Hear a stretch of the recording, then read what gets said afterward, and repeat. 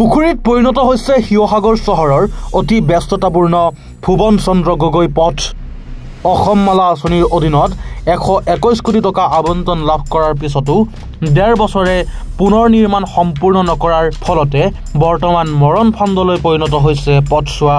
সমগ্ৰ পথটোত বৰ্তমান দ গাঁতৰ সৃষ্টি হোৱাত ৰাইজে জমৰ যাতনা ভোগ কৰি অহাৰ লগতে আজি এজাক বৰষুণ দিয়াৰ পিছতে পুখুৰীৰ ৰূপ লোৱা পথটোত অতি বিপদজনকভাৱে যাতায়াত কৰিবলগীয়া হৈছে জনসাধাৰণে।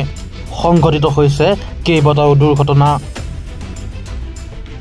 আজি 9-10 মহিনাৰ পৰাই এনেকুৱা অৱস্থা হৈছে, প্ৰায় এক্সিডেণ্ট হৈ আছে। একদম পুখুৰী নিচিনা আমাৰ দোকান আগত খুলি খান্দি দিছে। একদম ব্যৱসায়ী বন্ধ হৈছে, একদম বিজনেছ চলা নাই মানুহৰ। বহুত অৱস্থা বেয়া হৈ আছে। বিজুতো খুব বেয়া অৱস্থা, কান্দাৰী কৰিবলৈ দিগদাৰ হৈছে। আমি ব্যৱসায় প্ৰতিষ্ঠান আজি 8-9 দিন ভুগি আছোঁ আৰু গোটেই বৰষুণ দিলে পানী হৈ যায়, গাড়ী এক্সিডেণ্ট হয়। এক্সিডেণ্টৰ ফলত দিগদাৰ, কাষ্টমাৰ নোহোৱাই হৈ গ'ল। ড্ৰেইনৰ আজি 9 দিন কোনো কাম নকৰাকৈ এনে খান্দি দিলে।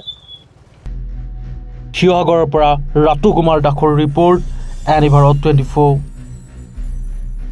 অভিনয় কৰাৰ হেঁপাহ আপুনিও পুহি ৰাখিছে নেকি? আপোনাৰ অভিনয় কৰাৰ অভিজ্ঞতা নাই? কোনো কথা নাই।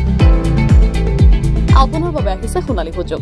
29 ছেপ্টেম্বৰত দিনৰ 9 বজাৰ পৰা নিশা 8 বজালৈ বলিউড তথা হলিউডৰ চিনেমাৰ বাবে অডিশ্যন হ'বলৈ গৈ আছে গুৱাহাটীৰ কাহিলীপাৰাস্থিত জ্যোতি চিত্ৰবনত। 5 বছৰ বয়সৰ পৰা 17 বছৰ ব্যক্তিয়ে কৰিব পাৰিব অংশগ্ৰহণ।